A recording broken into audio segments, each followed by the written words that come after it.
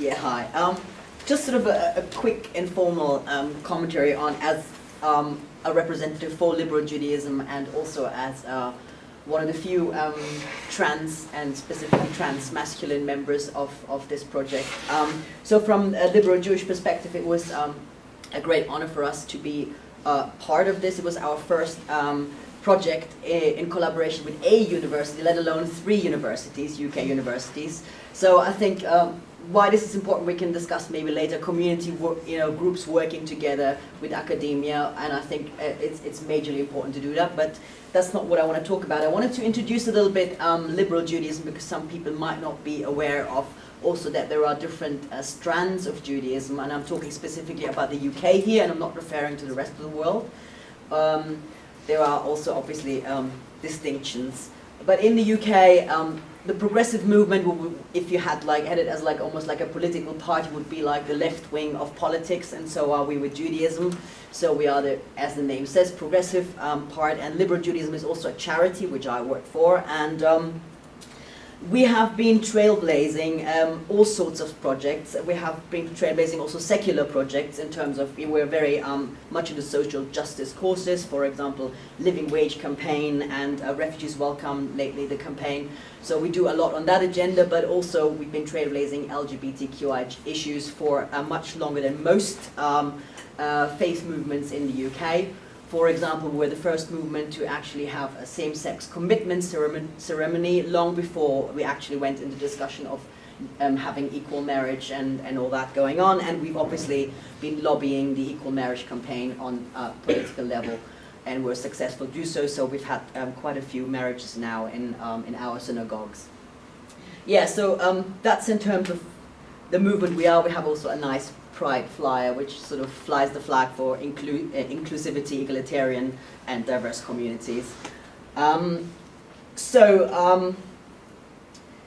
Yeah, as in terms of what we saw before, for me personally, as a trans campaigner also in the UK, I'm pretty much on that agenda. I'm also part of the new trans advisory group for Stonewall, which lately has become LGBT. And so enjoying that process. So there's a lot to do on that, and I think this project has done a lot of awareness raising in terms of on diversity in the Jewish community. There have been, as I was already saying, quite a few campaigns and groups around lesbian and gay Jews, not so much bi as well, so that's also been sidelined like in the rest of the community, but there literally hasn't been anything on gender or gender identities, and I'm talking both trans and non-binary identities. So for me, coming in also as a non-binary trans Jew, this was an interesting process, and for me, TDOR was specifically, I think, the most significant point with the RR projects, and it's a pity we can't see the film today, but please go on the website.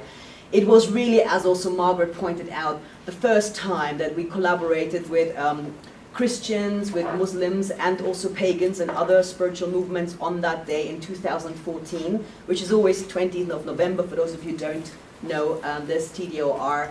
And it was the first UK interfaith service, and it was again Rabbi Janet Daly, who you saw in the Pride film, that was leading the Jewish part of the service with me. And the ritual elements were really important because we incorporate some of the secular stuff, for example, well, how TDOR is celebrated in the wider community, and then brought the Jewish elements. For example, a Yahrzeit candle, does everybody know what that is? It's kind of a type of a commemoration candle like you find on some graveyards in non-Jewish as well. And that you light up every year, some to commemorating someone's death. Could it be in a family, or commemorating a whole group? And we use it for TDOR in the Jewish community to commemorate all the trans people that have died of transphobic violence. So we incorporated that. We incorporated traditional Jewish elements, for example, saying the prayer of mourning, and kind of adjusting that to something that is actually a very non-Jewish ritual, in the sense of commemorating a day like this. So there's been various elements in that. There's been an interesting, plus also interesting for you to look up the Twilight prayer, which was written by a trans rabbi based in the US, Reuben Zellman. And it's actually a beautiful prayer, also in a secular kind of environment. It applies to everyone, trans or not, and secular or religious or Jewish or non-Jewish, talking about this in-between space that we all are in, this transformation. So in a way, that's an interesting aspect, but also the aspect of hope and positivity, in the sense like having a day that in as such is actually quite, you know, a tragic and sad day, that we still have to commemorate those killings and the violence, but we're hoping for this in-between space that we're all in to be accepted one day. So that aspect of hope, I also found that really empowering for myself, being a part of this community. And so TDOR, yeah, and I wanted to also share with you that the spin-off last year, that was on in 2015, interestingly, for the first time, because of this interfaith event we had in 2014 with RR, it was for the first time the secular TDOR community included the interfaith service in the main ceremony in London. So that was based at a university in central London. And I think that was, for me, very touching and also inspiring to see that is happening. Before, there was a very much sort of, no, we don't want to have a faith element to a very secular day. And that sort of also highlighted a little bit this sort of phobia in the LGBTQI plus community towards anything that's called faith, religion, or spirituality. Another interesting point to discuss. Yeah, okay, I know I have to wrap it up. Once I get going, I'm terrible. Okay, so anyway, I just wanted to share these various points with you, and I have to stop this now. Thank you.